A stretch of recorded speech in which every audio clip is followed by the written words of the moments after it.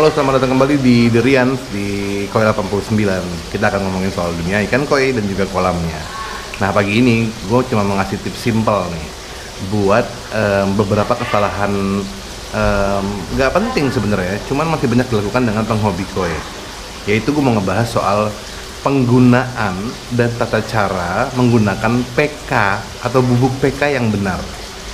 Banyak banget kejadian nih di komunitas-komunitas penghobi koi itu gue lihat ada teman-teman penghobi yang menggunakan PK untuk di dalam kolamnya langsung. Jadi ikannya itu dihantam PK selama berjam-jam. Buat gue sih itu kesalahan besar ya, karena kita harus tahu dulu nih PK itu sebenarnya untuk apa gunanya.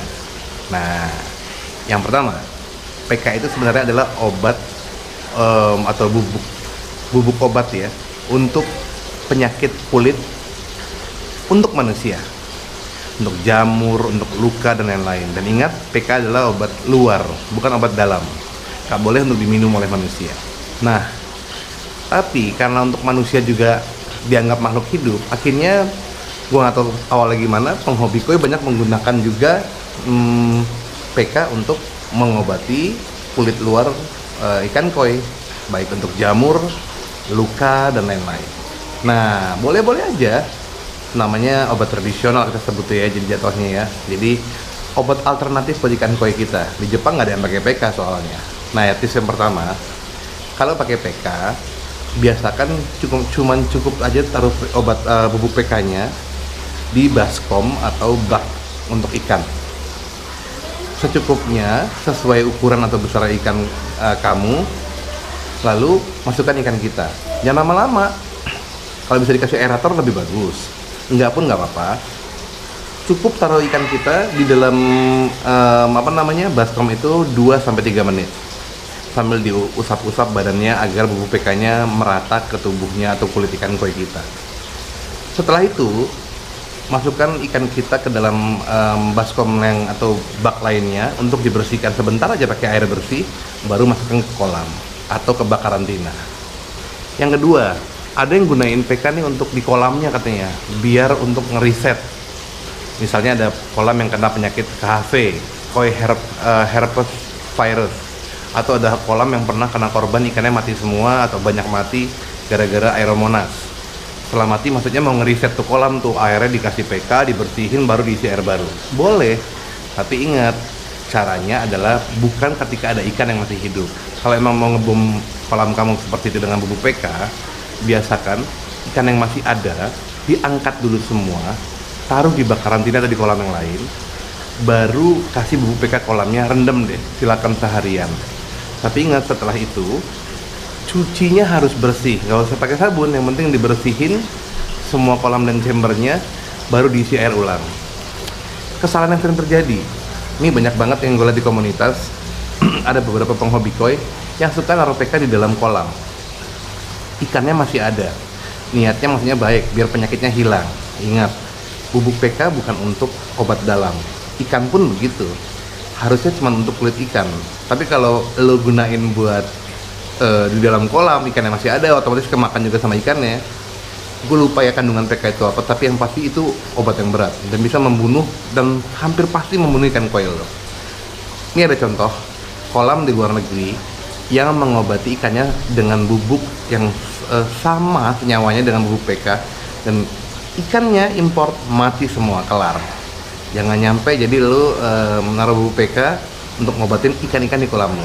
Kalau pernah kejadian, selama ini gue pernah nyoba tapi nggak mati, masih beruntung aja. Karena logikanya bubuk PK itu obat keras dan harusnya ikan lu mati.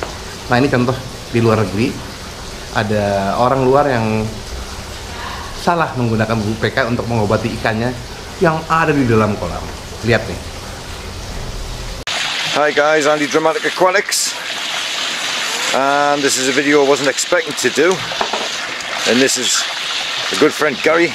There's Gary, and this is his 33,000 litre pond, which he's treated the Trichodina and Costia this morning using potassium permanganate. I think that's how you say the stuff.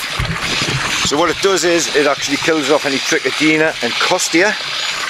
But as you can see, the fish have had an extremely bad reaction to it, and the only mistake was he didn't have the stuff he's got now, which is the hydrogen peroxide, which will actually neutralise the potassium. But there is thousands of pounds of fish in here, in a lifetime of fish collecting, and as you can see, this is not good, man.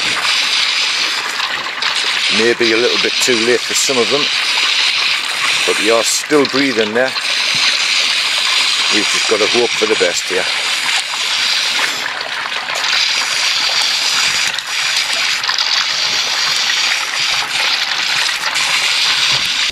Udah?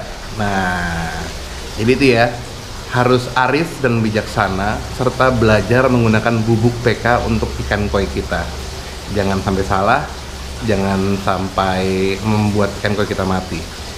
Simpel nih tips hari ini, tapi semoga berguna dan bermanfaat, dan jangan salah gunakan bubuk PK, penting banget.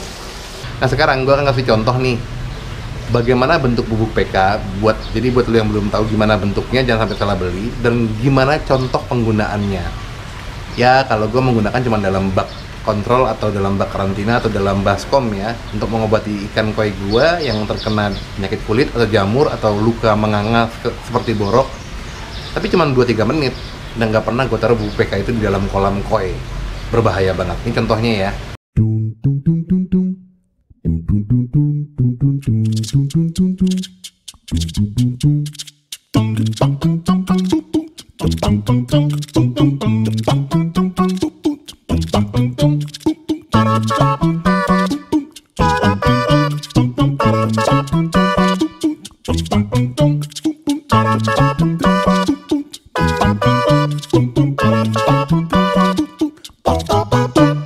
Salam Nisi Goy, cheers. Teman-teman jangan lupa like and share ya, biar kami bisa umroh sekeluarga. Terima kasih.